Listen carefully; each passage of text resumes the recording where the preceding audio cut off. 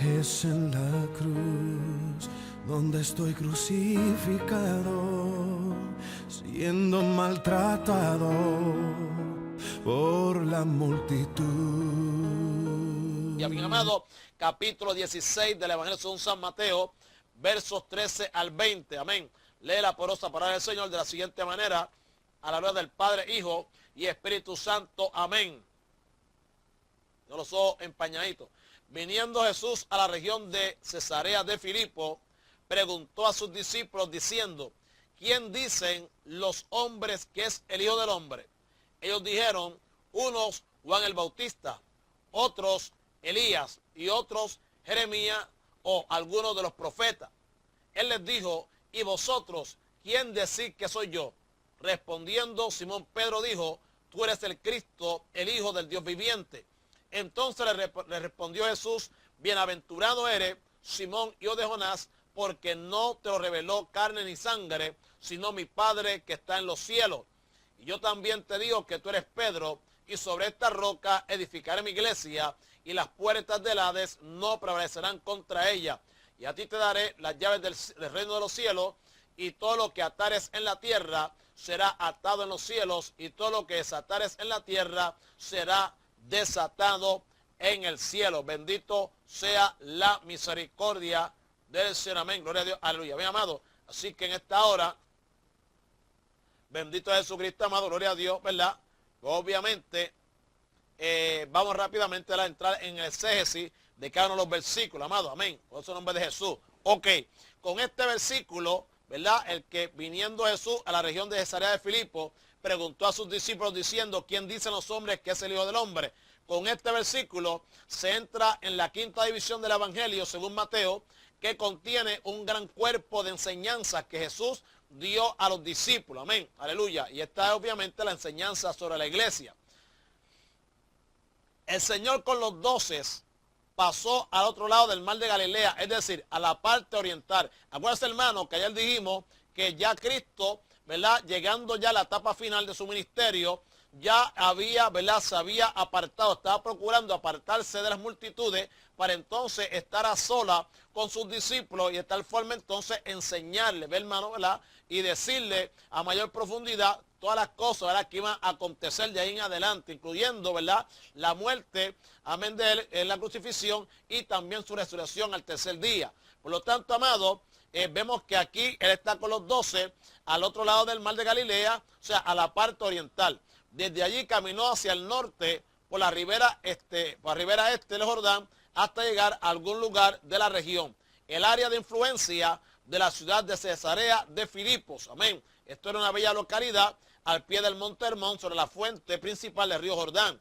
Ok, allí en la ciudad, hermano. Dios te bendiga, mi amor. Qué bueno, nos gozamos. Tu nombre sea la gloria. Amén. Gloria a Dios. Está en Mateo capítulo 16, versículos 13 al 20. Amén. Bendito es Jesucristo. Gloria a Dios. Amén, amado. Por lo tanto, la ciudad antigua se había llamado Paneas, ¿verdad?, en honor del dios Pan, al que se ofrecía culto allí ya en el siglo III a.C., en una cueva cercana, donde nace una de las fuentes del Jordán. Herodes el Grande edificó allí un templo dedicado a Augusto César, que le había dado la ciudad. Posteriormente, Herodes Felipe, el tetrarca, siguió engrandeciendo y adornando la ciudad, dándole el nombre de Cesarea en honor del César. El calificativo de Filipos tenía por objetivo, ¿verdad?, o por objeto distinguirla de la otra Cesarea costera. Los habitantes de la ciudad eran mayoritariamente gentiles paganos. Amén, amado. Los habitantes de este lugar eran mayormente, ¿verdad?, gentiles paganos. Alrededor de la ciudad había algunas aldeas y probablemente en una de ellas se situó Jesús con los discípulos para poder dedicarles tiempo especial en la enseñanza, en un lugar tranquilo donde pudieran que pasar horas juntos. Amén, amado. Ok. En Jesús convergen tres oficios propios del Antiguo Testamento. Escuche esto, en Jesucristo convergen tres oficios propios del Antiguo Testamento. El real como heredero del reino de David. Amén. El real del reino como heredero del reino de David. El sacerdotal en sentido de un nuevo sumo sacerdote, de un nuevo pacto que sustituiría al de la antigua dispensación de la ley. Y el profético como el profeta anunciado por Moisés al pueblo de Israel que vendría en el tiempo. Amén, amado. Por lo tanto, vemos aquí, ¿verdad?, que la soberanía propia de un monarca era notoria en Jesús para los 12. Él estaba en control de todas las situaciones, alaba, y su palabra tenía autoridad como nunca nadie había tenido en la tierra. Amén. El rey creador increpa a la naturaleza y le obedecía. Alaba, escuche esto. Dios te bendiga a Carmen, Dios bendiga a Carlos. El rey creador increpa a la naturaleza y le obedecía, a la enfermedad y desaparecía, a los demonios y se rendían a su mandato. Ellos eran testigos de todo esto. Amén. Ahora, en cuanto a profecía, el Señor había dado algunos mensajes proféticos muy breves, pero debía manifestarse plenamente que Él era el Mesías anunciado y esperado largamente por el pueblo, y como tal tendría que cumplir lo que las Escrituras revelaban sobre su muerte y resurrección. Verdades que antes había comunicado, ¿verdad? Una forma velada a los suyos, una forma un poco, ¿verdad?, oscura, amén, a los suyos. Dios bendiga a nuestra hermana Elizabeth, amén, Dios bendiga también, aleluya, a nuestro hermano Wilfredo, por eso el nombre de Jesús, amén, gloria a Dios. Ok, amado. Por lo tanto, en relación al sacerdocio, habían de presenciar su oración intercesora, Juan 17. Pero sobre todo, oiga esto, sobre todo, tendrían que entender que Él mismo daría su vida en rescate por muchos, realizando un solo sacrificio, ¿verdad?, que no tendría necesidad de repetirse más, porque Él podía hacer perfecto para siempre a los santificados, pudiendo por el medio de Él acercarse a la presencia de Dios, abriendo para ello acceso a la presencia de Dios en base a su muerte redentora, amén, y constituido, obviamente, ¿verdad?, perpetuamente como el gran sacerdote sobre la casa de Dios. Bendito Jesucristo, aleluya. Ok, ahora, los discípulos iban asimilando que Jesús era mucho más que un gran hombre o que un gran profeta, pero necesitaban una enseñanza más personal y directa sobre todos aspectos de su persona y obra que, velados por la enseñanza tradicional de una desafiante interpretación bíblica, no estaban al alcance de ellos. Además, si realmente Jesús era el Mesías, ¿dónde estaba el reino? Amén. Si realmente Jesús era el Mesías, entonces ¿dónde estaba el reino? Habían oído al Señor decir en su mensaje evangelístico, el reino de los cielos se ha acercado, pero no veían esto convertirse en realidad. Amén, amado. Mucho más parecería como que cada vez estaba más lejos, sobre todo por la oposición y amenaza a los grupos adversarios, entiéndase, ¿verdad?, fariseos, saduceos y el mismo Herodes. Ellos pudieron apreciar como en alguna ocasión la gente procuraron tomarlo para hacerlo rey, pero observaron también que él se retiraba a los lugares desiertos evitándolo. Sin duda necesitaba entonces, hermanos queridos, oír al Señor, reflexionar sobre su enseñanza, ¿verdad?, y entender la revelación profetizada sobre su obra. Entonces vemos aquí, hermano, que la primera lección comienza con una pregunta, amén, a los discípulos. Y la pregunta es, ¿quién dicen los hombres que es el Hijo del Hombre? ¿Quién dicen los hombres que es el Hijo del Hombre? La pregunta, ¿verdad?, según Mateo, se hace mientras caminaban juntos. Lucas añade el complemento de haberla hecho después de un tiempo de oración. Estaban cerca de la ciudad de Cesarea de Filipo y luego de la oración el Señor hizo la pregunta a sus discípulos. Especialmente Lucas, hermano, presenta a Jesús orando antes de los momentos principales en su ministerio. Lo había hecho antes al elegir a los 12 y lo hace ahora antes de hablar con ellos sobre su condición personal. La pregunta sirve entonces al Señor para introducir, ¿verdad?, una conversación que concluya con la reafirmación de la fe de los 12 sobre su dignidad mesiánica y su deidad, y anunciarles el programa de Dios para el establecimiento de su nuevo reino. Amén. La iglesia, hasta que llegue el tiempo del reino de Dios sobre la tierra en el milenio. Ahora, hay que notar,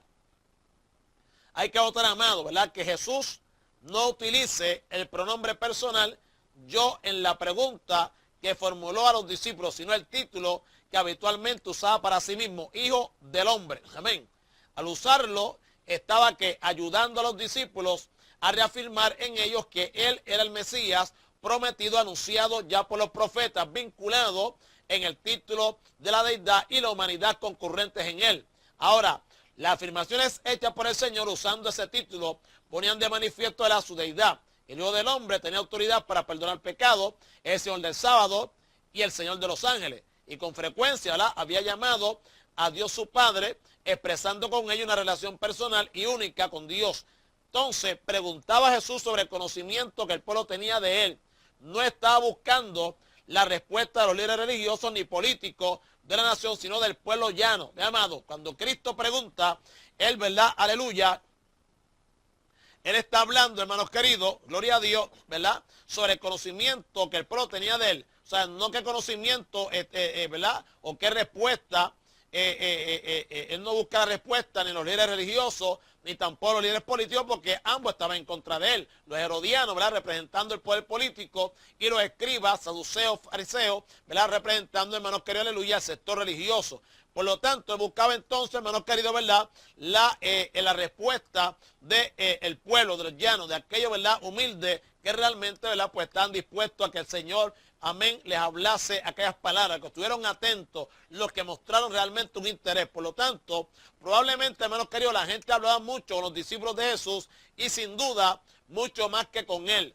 La gente no habían oído decir al Señor que era el Mesías esperado. Sus obras y palabras habían generado en la mente de las personas una respuesta personal a la pregunta sobre la identificación de Cristo, sacando cada uno la conclusión personal que discernía. Entonces, cuando Cristo le pregunta, ¿verdad? A su nombre sea la gloria, amén, gloria al nombre del Señor, ¿quién dicen los hombres que es el Hijo del Hombre? Ellos dijeron, unos Juan el Bautista, otros Elías, y otros Jeremías o alguno de los profetas. ¿Me amado? O sea, la gente pensaban de muy diferente manera acerca de Jesús. La opinión popular, ¿verdad?, variaba según las personas. Entonces, para unos era Juan el Bautista, opinión que también era del mismo rey Herodes. Amén. Otros lo consideraban como Elías, tal vez bajo la influencia profética que anunciaba que vendría antes de establecer el reino. Había entonces otros que suponían que pudiera ser Jeremías, tal vez basado en el relato apócrifo de Segunda de Macabeos, capítulo 2, versos 4 al 8, amén, amados, donde dice, se encontraba en el escrito como el profeta, después de que tuviera lugar un oráculo, mandó que siguieran con él la tienda y el arca, y como salió hacia el monte al que había subido Moisés, cuando contempló la herencia de Dios. Al llegar Jeremías, encontró una casa en forma de cueva, llevó allí la tienda, el arca y el altar del incienso, y tapó la puerta. Vinieron después algunos de los que la habían acompañado, amén, es que para siempre, con objeto de marcar el camino, pero no pudieron encontrarlo. Cuando lo supo Jeremías, le reprendió diciendo, este lugar será desconocido hasta que reúna el Señor la congregación del pueblo y se haga misericordia. Entonces el Señor mostrará estas cosas y aparecerá la gloria del Señor y la nube, como se manifestaba en la época de Moisés y cuando rogó Salomón a fin de que el lugar fuera santificado en gran manera. Ve, amado, eso lo dice en Segunda de Macabeos, capítulo 2, versos 4 al 8. Amén. A su nombre sea la gloria. Y no solamente, amado, ¿verdad?, sino que y en lo que se decía acerca de que el profeta, ¿verdad?, vendría antes de la llegada del Mesías para revelar el lugar donde había escondido las piezas del santuario. Finalmente, otros se referían a Jesús como algunos de los profetas. Amén, amado. Gloria a Dios. Amén. O sea, tal vez basándose en la idea popular de que antes de la venida del Mesías habría una manifestación de profetas preparando el camino para su llegada. El primero sería Juan el Bautista, al que tenían por profeta. Jesús sería como, ¿verdad?, otro más de los que habían de venir, un profeta nuevo y grande. No deja de sorprender, ¿verdad?, que ninguno de los grupos de personas hubiera considerado a Jesús como el Mesías. Nadie lo consideró como el Mesías prometido. Amén. Uno Juan el Bautista, otros Elías, otros Jeremías o alguno de los profetas. Pero ninguno, ¿verdad?, lo reconoció como el Mesías. Bendecido sea la misericordia del Señor. Por lo tanto, amado, ahora hay que recordar que muchos sospechaban si efectivamente sería el hijo de Dios, el hijo de David, perdón. Amén. Incluso algunos se habían propuesto tomarle y hacerle rey. Y es muy posible, ¿verdad?, que la influencia y la acción de los fariseos, que lo habían calificado como un aliado de Satanás, hubiera disminuido el concepto sobre quién era realmente Jesús. Con todo, se aprecia, amado, que la gente tenía un alto concepto del Señor, comparándole o pensando incluso que pudiera ser un hombre con el espíritu de alguno de los grandes profetas de la antigüedad. En general, amén, el pueblo no creía que Jesús fuera el Mesías, tal vez por el concepto arraigado en la teología contemporánea que lo vinculaba con el victorioso líder que llevaría a Israel a la victoria sobre sus enemigos y la situaría como la primera nación entre las naciones de la tierra. Jesús no estaba cumpliendo esas expectativas que se habían enseñado a la gente como única forma de entender al Mesías, su persona y su obra. Por lo tanto, ¿verdad?, es notorio apreciar lo que la enseñanza parcial de la Escritura puede producir en la fe de las personas. Amén, amado. A aquellos se les enseñaba únicamente la verdad revelada de un Mesías triunfante y victorioso, ocultándole o distorsionando la parte de la revelación sobre sus sufrimientos y muerte, como se hace hoy en día. Ve, amado, se le habla, aleluya, amén, o se le enseña únicamente la parte de Dios, del Dios de amor, el Dios perdonador, el Dios de misericordia, alaba que Él es bueno, amén, el Dios que levanta al justo. Pero, hermanos queridos, ¿verdad? Y de un evangelio, ¿verdad? Que esto aquí es peaches and creams, donde aquí no hay sufrimiento, aquí no hay nada, aquí todo lo que tú pidas lo recibes, aquí pues cuantas lágrimas hay pues son jugadas, que para siempre, amado, ¿verdad? Pero entonces, hermanos queridos, se oculta o se distorsiona la parte, ¿verdad? De la revelación sobre los sufrimientos, amén, aleluya, amén, que hay que pasar aquí como siervo del Señor, bendito Jesucristo, amén. Por lo tanto, amado, de la misma manera ocurre también cuando se enfatiza solo, ¿verdad?, en una parte cualquier verdad bíblica, rechazando o silenciando el resto. Eso traería como consecuencia que un pueblo mal orientado y partidista de un determinado sistema. Amén. Entonces, cuando él recibe esa respuesta de qué es lo que dice, ¿verdad?, el pueblo, aleluya, entonces le pregunta a ellos, él les dijo, ¿y vosotros? ¿Quién decís que soy yo? Alaba. Amén. Y vosotros, aleluya, el resto del pueblo, ¿quién dice la gente? Amén. Pero ahora ustedes, los íntimos míos, los que han caminado conmigo, alaba, que eres bueno, ¿quién decís que soy yo? Amén. Después el testimonio, la pregunta directa de Jesús a los discípulos. Es interesante apreciar el énfasis que el texto griego pone sobre vosotros. Amén, amado. Aleluya. Escuche bien. Es interesante apreciar el énfasis que el texto griego pone sobre vosotros al situarlo al comienzo de la oración. O sea, es también interesante notar que la estructura gramatical de la formulación de la pregunta se hace con una partícula que puede traducirse tanto por y como por pero. En este sentido, se produciría un contraste. La gente dicen que yo soy Juan, Elías, Jeremías, algunos de los profetas. Pero vosotros, ¿quién decís que soy yo? O sea, no se trata de un grupo más, sino de vosotros, los discípulos, a quienes se reclama el testimonio del concepto que tenían sobre quién era Jesús. Ciertamente ya habían expresado un testimonio anteriormente. Verdaderamente eres hijo de Dios. Amén. Capítulo 14, verso 33. Ahora, la confesión se había producido bajo la acción impactante del milagro sobre la tempestad. ¿Se acuerdan? Cuando iba caminando y era un fantasma. Alaba que él es bueno, amén. Gloria al nombre del Señor. Allí pues ellos dijeron verdaderamente eres hijo de Dios. Y obviamente, ¿verdad?, pues habían confesado, hermanos queridos, porque se habían quedado como anonadados, impactados, impresionados, hermanos, amén, por el milagro que se había llevado a cabo, amado, sobre la tempestad. Ahora, los discípulos eran dados a olvidar los milagros del Señor. Mantendrían ahora en la calma del lugar tranquilo el mismo concepto que habían expresado antes. Era necesario conocer directamente de ellos sus convicciones sobre la persona del Señor, determinar en la respuesta si para ellos era un profeta o el Mesías prometido. Amén, amado. Vamos a ver. Ahora, el verso 16 dice, respondiendo Simón Pedro dijo. Respondiendo Simón Pedro dijo.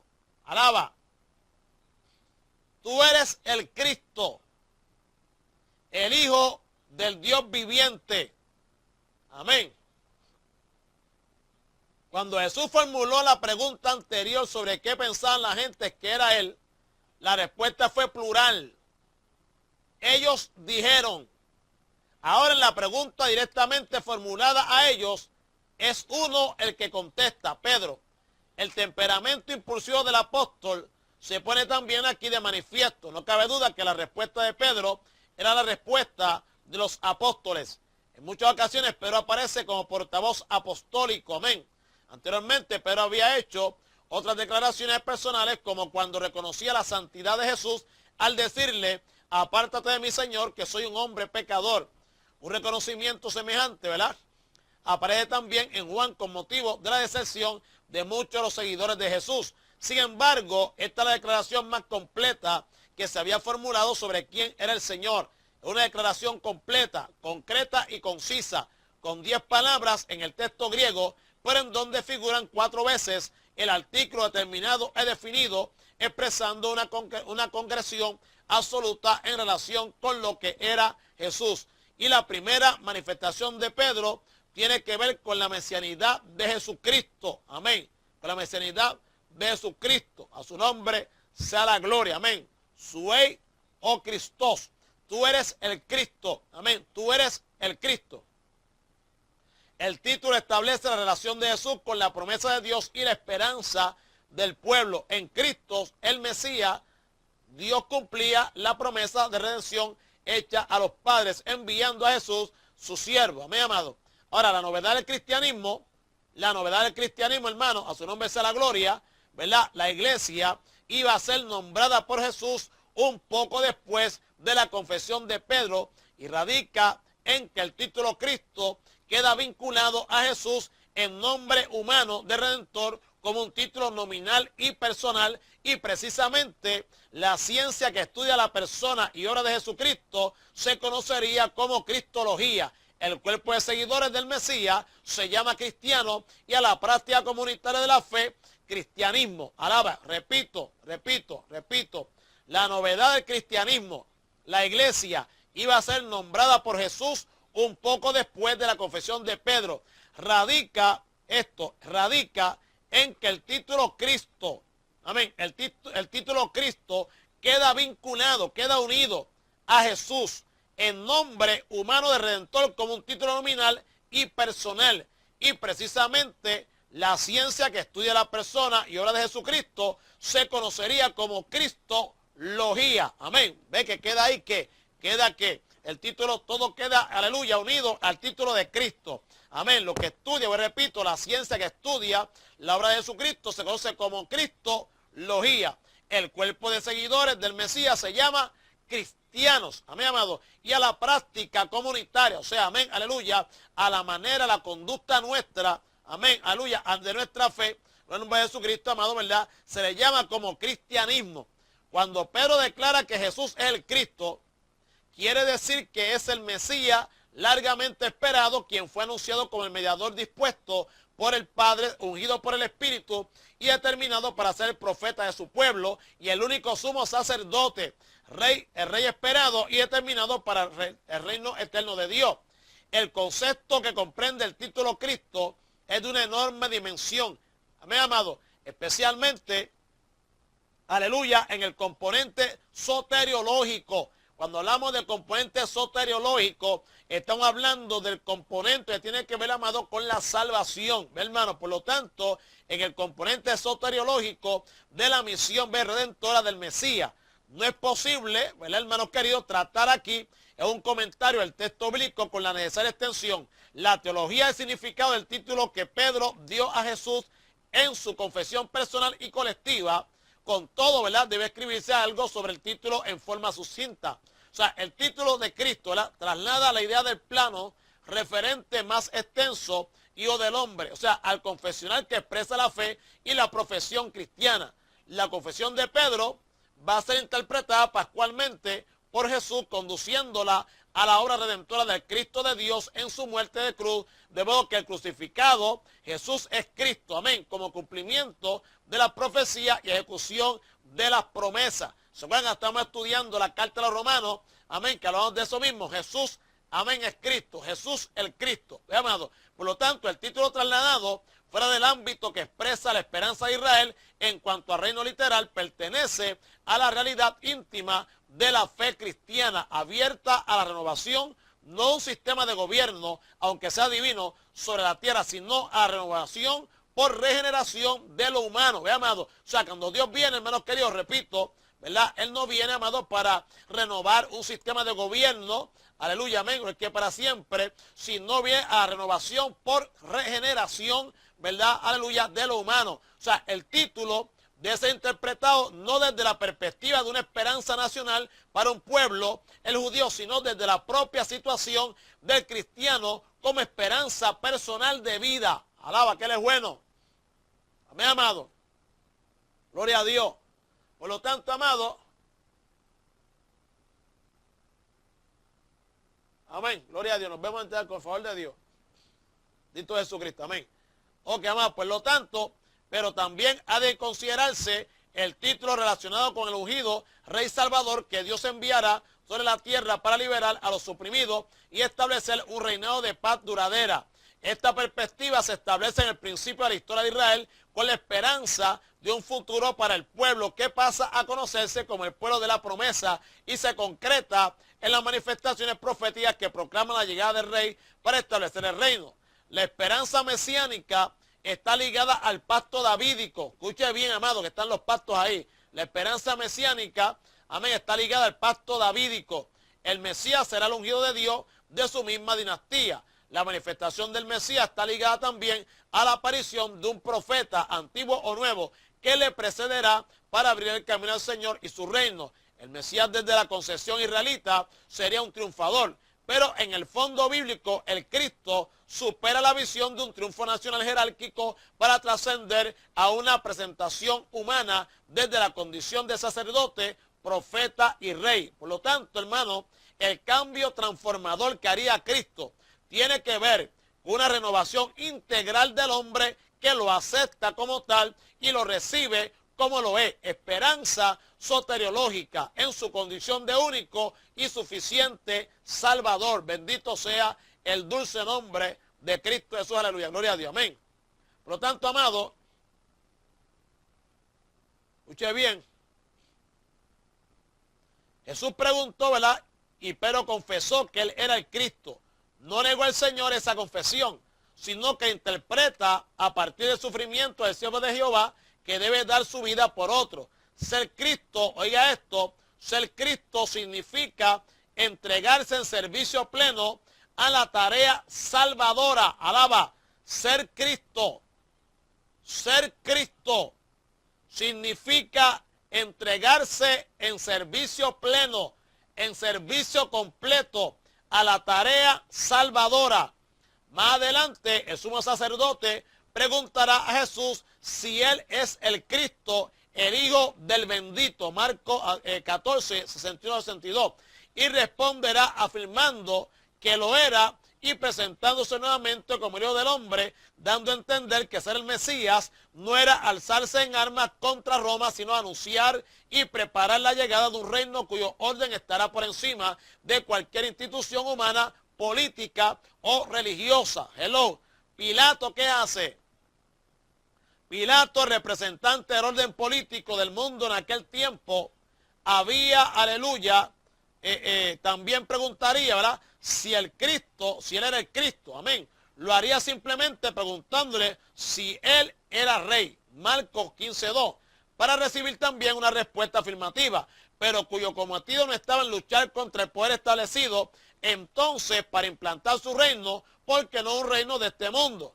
La resurrección de Cristo suscita un verdadero entusiasmo mesiánico en los mismos apóstoles que preguntan si iba a restaurar el reino a Israel en aquellos días, pero su dimensión es otra en esta dispensación. Más allá de la instauración del reino de los cielos en la tierra, su misión es salvífica, habiendo ofrecido su vida por el pecado del mundo para que todo aquel que crea sea salvo por él. Amén, amado. Por lo tanto, escuche bien ahora que todo esto, amén, aleluya, viene del examen final. El tipo de la serpiente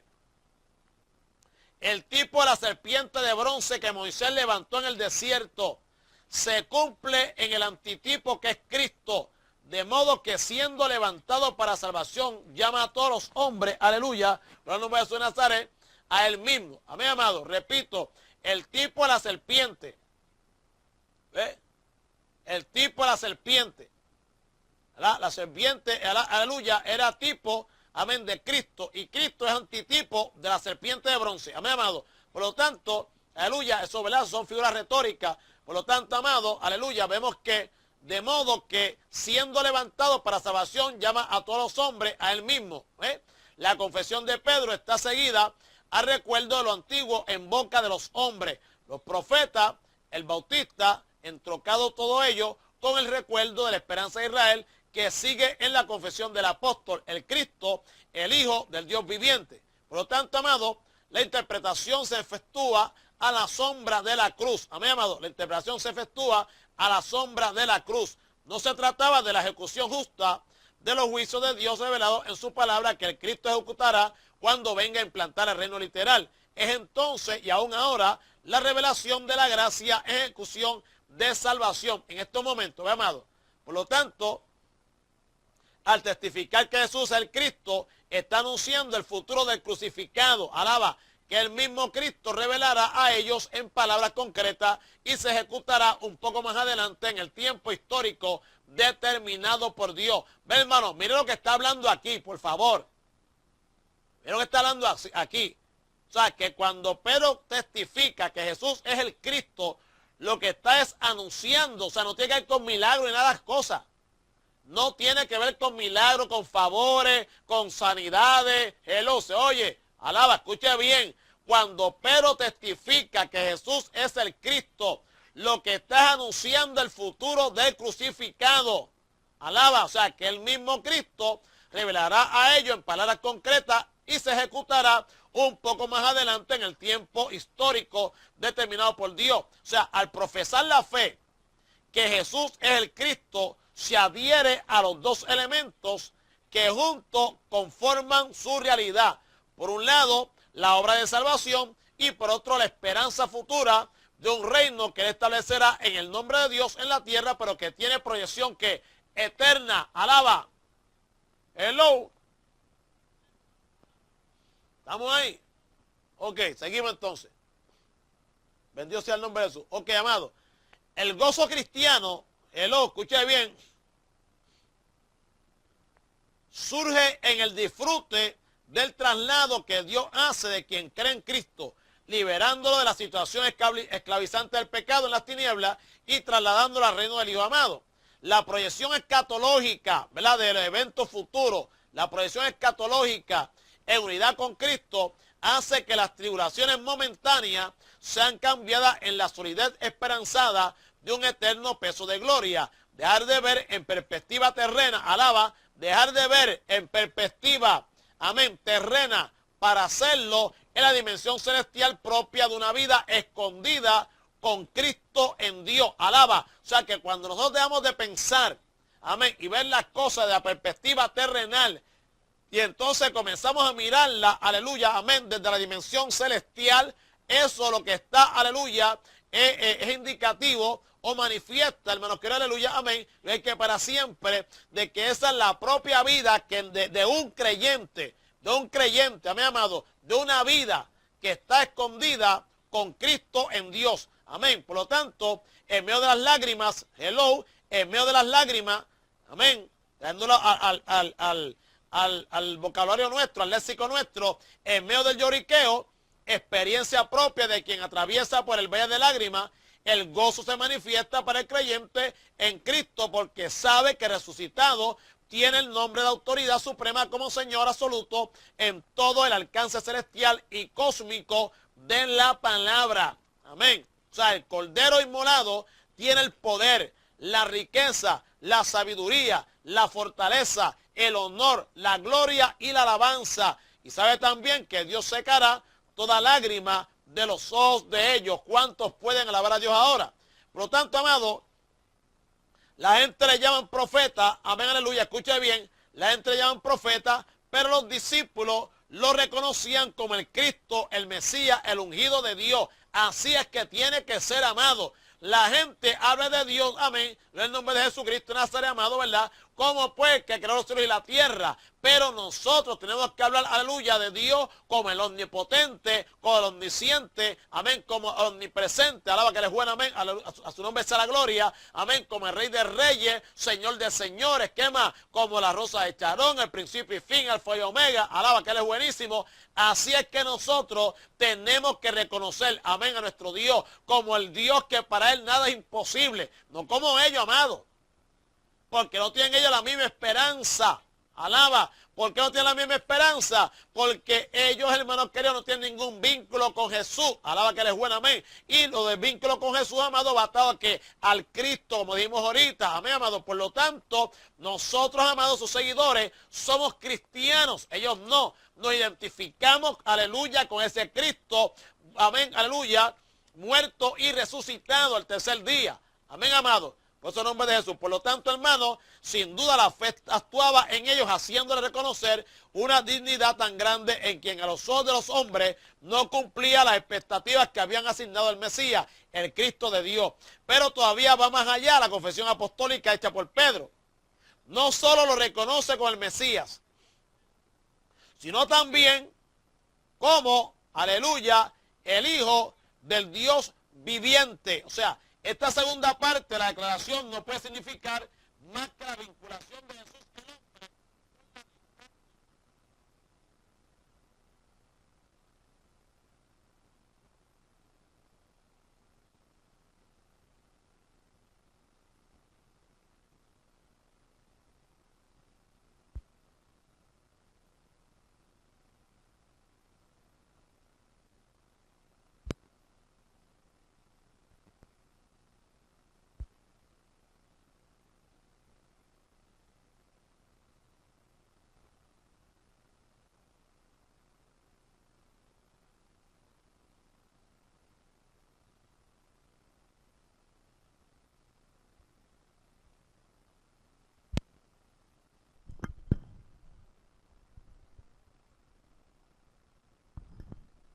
Ok, amado. Bien, gloria al nombre de Jesucristo. Por lo tanto, amado, ¿verdad? Es que para siempre hemos entonces, amén, gloria a Dios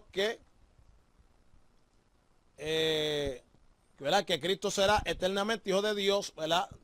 Hijo de ese Dios que es el único vivo, en contraste, ¿verdad?, con los dioses muertos de la gente, por cuya vinculación puede comunicar a los hombres la vida que es propia y una de Dios como fuente de vida eterna para todo aquel que cree y vive en él. Ahora, el que es Cristo es también Hijo de Dios, por lo que estando sobre la tierra en su humanidad sigue en el seno del Padre por su deidad. O sea, hablar de Hijo de Dios es hablar de una relación vivencial en el seno trinitario que muchas veces pasa desapercibida. O sea, las tres personas divinas no son tres individuos de la especie divina. Amén, amado. Los tres, repito, las tres personas divinas no son tres individuos de la especie divina, porque estaríamos ante tres dioses por muy relacionados que estuviesen entre sí, lo que contradeciría la verdad bíblica que enseña claramente que las tres personas son un solo Dios y por tanto las personas divinas no se distinguen entre sí por algo absoluto como esencia, actividades, cualidades personales, sino por la respectiva relación que las constituye al oponerse como principio y término de la procesión que se manifiesta en el Hijo y en el Espíritu. Por esta razón el Padre se distingue del Hijo al ser este el término de la generación de la que es principio el Padre. El Hijo se distingue del Padre porque la filiación que lo constituye como una persona lo coloca frente al Padre del que procede. Ser principio y término de una procesión intratrinitaria distingue a las personas divinas del Padre y del Hijo entre sí, que se hace infinita al ser infinito también el ser divino. Y esta vinculación, identificación de la primera y segunda persona divina en engendrar y ser engendrado, que nada tiene que ver, ¿verdad?, con origen ni principio, que como Dios no tiene ninguna de las personas divinas, hace por ser eternamente Dios el Padre y lo es a su vez eternamente Dios el Hijo. El hecho de que el Padre engendra al Hijo no le da ninguna superioridad sobre él. La razón es sencilla. El Padre debe ser su personal. Oiga esto, el Padre debe ser personal al acto de engendrar al Hijo. Y del mismo modo, el Hijo debe ser personal al hecho de ser engendrado por el Padre.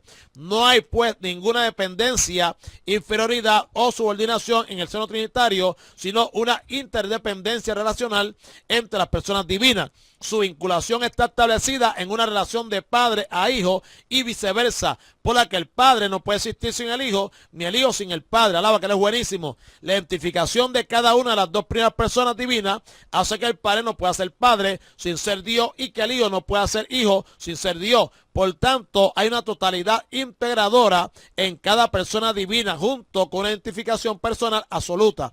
El Hijo es también verbo de Dios. Amén. Jesús trae como Emmanuel al mundo de los hombres, en donde el verbo se hace carne, viene para expresar absolutamente a Dios, traducido al Padre al lenguaje humano, no de palabras sino de vida, en quien es el Hijo de Dios, y este como Hijo de Dios es la imagen del Dios invisible, amén, que es consecuencia natural de la procesión del Padre, que como término de esa procesión expresa y está en el mismo toda la realidad divina de Dios. Este Hijo reconocido y confesado por Pedro como portavoz de los demás apóstoles, es consustancial con el Padre y por ello el resplandor de su gloria. Amén, amado. ¿Cómo va a manifestarlo en un próximo futuro? ¿Mediante qué? Mediante la transfiguración. Por lo tanto, amado, escuche bien. Vemos entonces, hermanos queridos, ¿verdad?, que la confesión de Pedro es la afirmación de la preexistencia de Jesús, es decir, es afirmar que Jesús de Nazaret, histórico en su ser personal, esto es, en su realidad absoluta, ya existía antes de ser concebido por la obra del Espíritu Santo en la Virgen María. Todavía más, su existencia histórica se asienta y fundamenta en una existencia suprahistórica y eterna, que solo es posible en Dios. La vida suprahistórica es más allá de la historia, ¿ve, amado? ¿Sabe? En el Hijo Eterno son adoptados los cristianos y en él Dios les concede el derecho de ser llamados hijos de Dios. Amén. Por lo tanto, tanto el primer título de Cristo, amén, tanto el primer título Cristo como el segundo hijo de Dios de la confesión de Pedro, a entenderse en el lenguaje soteriológico como los interpreta Jesús mismo en la enseñanza dependiente de la declaración de la fe apostólica. La preexistencia del Hijo de Dios no es una teoría metafísica proyectada desde afuera, sino la condición para hacer posible la eficacia de la redención del mundo por ser Dios quien se ofrece a sí mismo en su naturaleza humana para ser sustituido de los hombres en la cruz. Ve, amado, o sea, Él lo hace, para acuérdense, como hemos explicado aquí muchas veces, amado, ¿verdad?, de que cuando se comete el pecado, ¿verdad?, el hombre queda, obviamente, ¿verdad?, una condición de muerte espiritual, separado de Dios, ¿ve, amado? Y por ende, Dios lo que busca es traerlo cerca. El sacrificio conlleva ese propósito, traer cerca, ¿ve, amado? Entonces, ¿qué pasa? Bueno, pues el único tenía que ser alguien que no fuera afectado por el pecado, ¿ve, hermano? ¿Ve? Entonces, todavía hemos pecado, por lo tanto, ¿verdad?, aleluya. Entonces estamos destituidos de la gloria de Dios. Siendo así, hermano, pues entonces alguien tenía que pagar el precio, porque la justicia, amén, de Dios demanda la muerte del pecador, amado. ¿Se fija? Pero entonces, ¿qué pasa? Al Dios amar al pecador, Dios entonces decide, hermanos queridos, como un acto de gracia y utilizando, por así decirlo, ¿verdad?, aleluya, en su soberanía, ¿verdad?, en su gracia soberana, debo decir, en su gracia conforme merecido y soberana, que el hombre no tiene que ver nada con eso, pues entonces a Dios le plació salvar al hombre, libertarlo del pecado, ¿para qué? ¿Para qué? Para traerlo nuevamente juntamente a él. Pero, un ángel no puede hacerlo, son espíritus, alaba. Fíjate, amado, son espíritus, fíjate, los queridos. No me sea la gloria. El hombre no puede hacerlo porque era el que necesitaba la ayuda. El hombre era el que estaba en muerte espiritual. Entonces tiene que ser entonces Dios, pero Dios no muere. Alguien tenía que morir. Dios no muere. ¿Qué tiene que hacer entonces? Bueno, pues el verbo se hace carne, hermano. Entonces toma la forma del Hijo. Amén, amado, que no es otra cosa que Dios mismo, a su nombre sea la gloria, ¿verdad?, ofreciéndose a sí mismo en su naturaleza humana, amén, para ser sustituto de los hombres en la cruz. Amén, hermanito, ¿entendió? Amén. O sea, Dios mismo, aleluya, se ofrece a sí mismo en naturaleza humana. Amén. Alaba que Él es bueno. Y obviamente, pues los nombres que recibe es que hacen alusión, amado, ¿verdad?, a su obra redentora, al propósito, amén, que venía a cumplir. A su nombre sea la gloria. Siendo así, el envío que el Padre hace del Hijo tiene un contenido soteriológico, amén, aleluya, gloria a Dios, de salvación. Las formulaciones bíblicas del envío del Hijo van acompañadas, amén, aleluya, oiga bien, de una preposición griega que indica propósito. Repito, las formulaciones bíblicas del envío del Hijo van acompañadas con una preposición griega que indica propósito. De esa manera, cuando llegó el cumplimiento del tiempo, Dios envió a su Hijo para ¿qué? Para que redimiera. Gálatas 4:4. De la misma manera, Dios enviando a su propio Hijo en semejanza de carne de pecado y a causa del pecado, condenó al pecado en la carne. ¿Para qué? Para que la justicia de la ley se cumpliese en nosotros. Amén. Romanos capítulo 8, versos 3 y 4. Otra declaración bíblica es semejante en cuanto a razón de envío. Porque de tal manera amó Dios al mundo que dio a su Hijo unigénito. ¿Para qué? Amén, amado. ¿Para qué? Todo aquel que en Él cree no se pierda, sino que tenga vida eterna. Juan 3:16, amén, amado. De la misma manera, afirma otra vez Juan, amén, el apóstol. En esto se mostró el amor de Dios para con nosotros, en que Dios envió a su Hijo unigénito al mundo para que, alaba, para que vivamos por él. Primera de Juan, capítulo 4, verso 9. Ve, amado, ve ahí la preposición griega.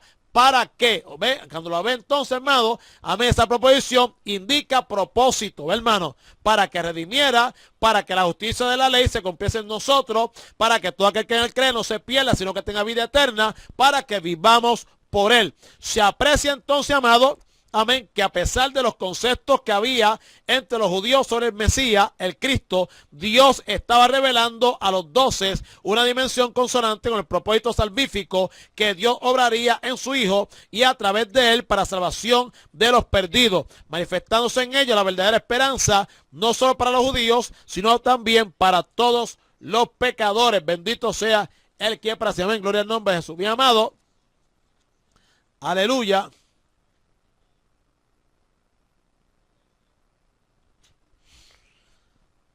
Gloria a Dios. Déjame ver si me da tiempo. Si me da tiempo, me da tiempo. Vamos, el 17 dice, entonces le respondió Jesús, bienaventurado eres Simón, hijo de Jonás, porque no te reveló carne ni sangre, sino mi Padre que está en los cielos. Amén. Aleluya. Una confesión, ¿verdad?, tan explícita no podía venir de razonamiento de los hombres. Por eso nuestro Señor dice a Pedro que no venía, aleluya, amén, de carne ni de sangre. Hebraísmo, ¿verdad?, que equivale a cuestiones propias de los hombres. Podía considerarse bienaventurado, porque esa revelación solo podía proceder del Padre Celestial. ¿Me amado? Literalmente, mi Padre Celestial. Para acentuar más sus palabras y expresar más profundamente la declaración, utiliza, como era normal, el nombre completo del bienaventurado apóstol, llamándole Simón, amén, y relacionándolo con el único Simón de esa condición, que era el hijo de Jonás. Ninguna de las personas que antes citaron los apóstoles respondiendo al Señor sobre quién decían la gente que era él, tenía la convicción firme de que era el hijo de Dios. La convicción de Pedro y del resto de los apóstoles no procedía de enseñanzas humanas, sino de la revelación divina.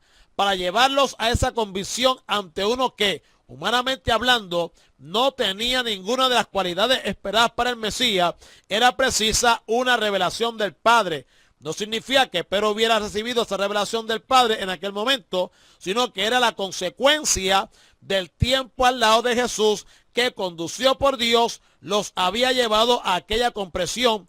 Oiga esto, hermano, aleluya, escuche bien.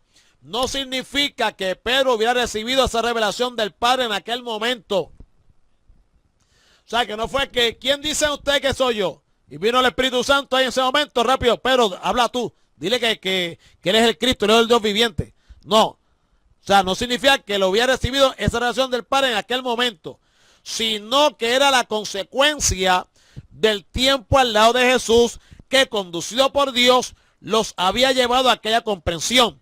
Junto con la bienaventuranza de Pedro está la glorificación de Dios. Alaba. Amén. Aquella percepción no venía de su condición natural ni de sus conocimientos humanos, sino de la acción de Dios, por lo que la gloria de esa fe sustancial se debía a Dios, que la había producido y establecido tanto en su mente como en su corazón.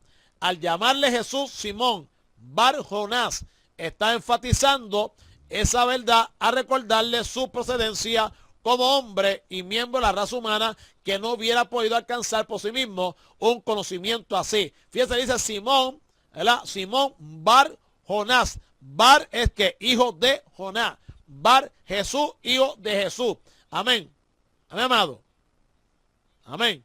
Por lo tanto, escribe Hendrickson, al continuar sus palabras dirigidas a Pedro, Jesús enfatiza que carne y sangre, esto es, el puro cálculo, razonamiento, intuición o tradición meramente humanos, nunca podrían haber producido jamás en el corazón de este discípulo, amén, aleluya, gloria al nombre del Señor, la visión de esta sublime verdad que acababa de profesar en forma tan gloriosa. Fue, dice Jesús, mi Padre que está en los cielos, quien había revelado esta verdad a Simón Bar Jonás y lo había habilitado para darle una vivaz expresión, amén, a este discípulo y a todos los de una mentalidad similar. Este Padre Celestial, lo había revelado. Y esto no necesariamente en forma directa, susurrándole algo al oído, sino bendiciendo al corazón, aleluya, los medios de gracia, no siendo el menor de ellos las lecciones provenientes de las palabras y obras de Cristo a la gloria. Y termino ya, y ya terminé. Pero mira, hermano, quiero comentar algo aquí que es importante, esto final, donde dice, a este discípulo y a todos los de una mentalidad similar, este Padre Celestial, la había revelado, y esto no necesariamente en forma directa, susurrándole algo al oído, no audible, sino bendiciendo al corazón, los medios de gracia, no siendo el menor de ellos las lecciones provenientes de las palabras y obras de Cristo, no siendo el menor de ellos. ¿De qué ellos? Aleluya. Medios de gracia. Amén. No siendo menor de ellos las lecciones provenientes de las palabras y obras de Cristo. ¿Por qué digo esto? Porque la gente, si Dios le habla por la palabra, aleluya, amén, lo ven como algo normal. Si Dios le habla audible, wow, me habló audible. ¿Y cómo te habla Dios a ti? Audible. Ah, pero wow, tú eres un monstruo. Tú tienes que estar en una intimidad tan terrible con Dios, porque si te habla audible a ti, si fue audible, wow. Ay, wow. Nos impactamos. Pero es que eso es un medio de gracia. Eso es un medio de gracia. Eso no te da a ti más cristiano que aquel que Dios le habla por la palabra. No me hace más cristiano a mí que aquel que Dios le habla a su mente, que aquel que Dios le habla al corazón. Simplemente son medios de gracia a través de los cuales Dios le place hablar. Alaba que Él es bueno. Sí, pues nosotros somos así.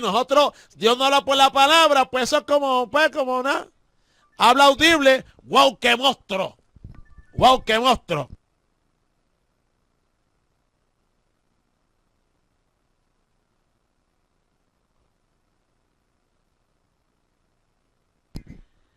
Sí, hermano, entonces esa es la cosa que muchas veces, pues, ¿y cómo Dios y tú has escuchado la voz de Dios? ¿Y tú has escuchado la voz de Dios? ¿Y cómo es eso audible? Ay, yo le estoy pidiendo a Dios que me hable audible. Entonces Dios no te habla audible, porque Dios dice, pero es que tú no eres quien para decir, amigo, tengo que hablarte a ti, pedazo de barro. Alaba. Oye, a lo último se dañó. Yo no eres quien para decirme a mí que soy soberano y que te crees del pueblo de la tierra. ¿Cómo tengo que hablarte a ti? Si a mí me ha placido hablarte a ti, alaba, que eres bueno, a la mente, pues mira, gózate con eso. Amén. Si me plació hablarle a aquel, amén, aleluya, audible, escucha mi voz. Pues, gloria a Dios por eso. Pero eso a mí no va a impresionar en aquel. Por lo menos a mí, eso a mí no me va a impresionar a mí en aquel. Dios te habla audible, gloria a Dios. Pero tú no eres más cristiano que yo, ni yo más que tú. Alaba que Él es bueno. No, porque eso no significa eso. Dios no hace eso para que yo piense, aleluya, amén, el que para siempre, por ejemplo, que sea yo el que yo me habla audible, para que yo piense, menos que aleluya, amén, el que para siempre, que tengo un privilegio más grande que el suyo. No, hermano, no. Aquí está la palabra profética más segura. Esta es, aleluya, también la voz de Dios. Bendito Jesucristo, mi amado. Pues, pero recibió la revelación, ¿por qué? Por el tiempo había estado con Cristo y las enseñanzas que había recibido. No fue en el momento ahí. Tú eres, wow, que Pedro es el monstruo entonces, de los apóstoles. ¿Viste? Hay que decir que Pedro entonces, no, hermano. Y le plació a Dios, al igual que hizo con María, que habían otras vírgenes allí, le plació a Dios con la María porque halló gracia. Cuando dice que halló gracia, no tampoco está hablando de la condición de ella, es que le plació a Dios, aleluya, tomarla inmerecidamente a ella, amén, como instrumento para la concesión, amén, aleluya, de Jesucristo. Ya, hermano, fíjate, Pues no era que ella como era, tenía unas cualidades tan tremendas que Dios la miró y entonces miró a las demás y las mejores cualidades las tenía esta. No. Fíjate, amado, no es así. Tampoco era que Dios miró a todos los demás discípulos y Pedro era el que rendía las cualidades, porque Pedro era impulsivo, Pedro era el atrevido, Pedro era el que rápido iba adelante y por eso pues Dios lo cogió. No, hermano, simplemente vuelve otra vez, lo dice ahí, medios de gracia.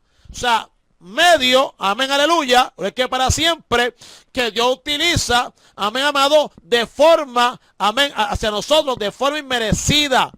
Dios le place, hermano, comunicarse a su nombre, sea la gloria, amado, de esa manera, con gente que no lo merece, que no merece la salvación, que no merece sus hijos, que no merecen sus siervos y que no se merecen a un Dios como Él. ¿Cuántos pueden decir amén? ¿Entendía, Willy? Alaba, que Él es bueno. Willy, yo te una cosa a ti. Esa computadora la regla o nos dice cualquier cosita que para poner la internet esa, pues, para que te sintonice más a menudo. Willy, ¿qué pasa? Alaba. El saludo a Gladys, el saludo, amén, aleluya. A tus hijos también. Te apreciamos mucho, amén, nos goza aunque esté con nosotros, amén. No te vayas que viene Juan ahora. Así que, amado, eso es lo que hay.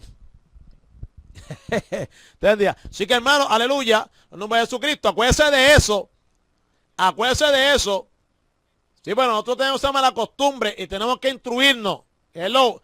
Es igual que aquel que, aleluya, gloria a Dios, aquel que se jamaquea mucho. Me acuerdo que se jamaqueaba mucho. Usted está lleno de Dios. Usted está lleno de Dios. Después, cuando Dios nos quitó la escama de los ojos, muchachos, mira, que tú decías estaba lleno de Dios. Mira. Mira los que tú dices que están llenos de Dios. Mira. Todos los que están sacudiendo, todos, míralos ahora, que te quité las escamas. ¿Qué son ahora? ¿Están llenos de mí?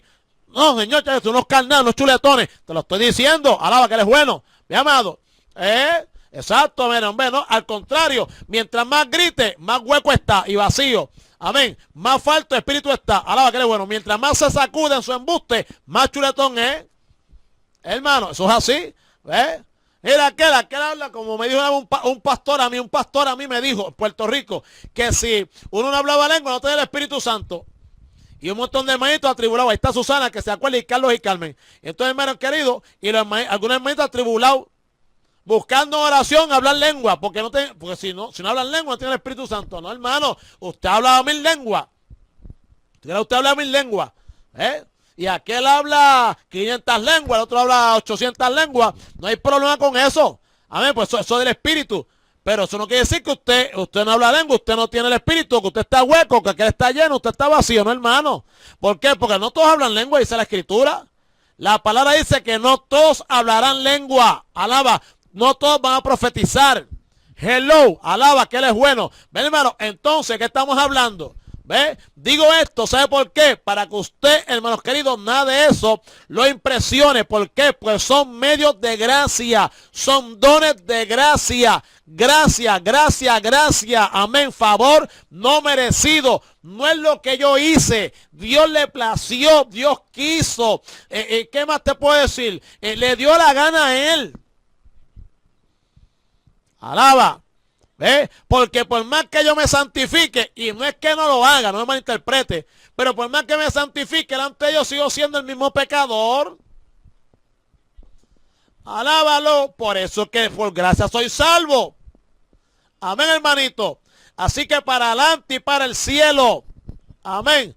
Gloria a Dios. Cuando digo para el cielo, ya usted sabe, guardándose de todo, no mete embuste en la oficina del gobierno.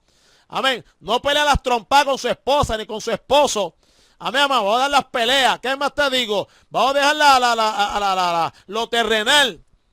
Amén. No hagamos a Dios chiquitito, así un Dios pequeñito, un Dios que se pasa metiéndonos en embuste, que nos dice que está con nosotros y nunca está con nosotros, que dice que suple y nunca suple. Alaba, que Él es buenísimo, amén, gloria al nombre de Jesús. No. Eso hizo Israel, aleluya, amén. Y el concepto que tenían de Dios en su corazón, amado, era un becerro de oro, como los demás dioses de las naciones paganas. No hagamos eso, nuestro Dios es único, alaba, es fiel y verdadero. Amén, amado, así que Dios te bendiga mucho.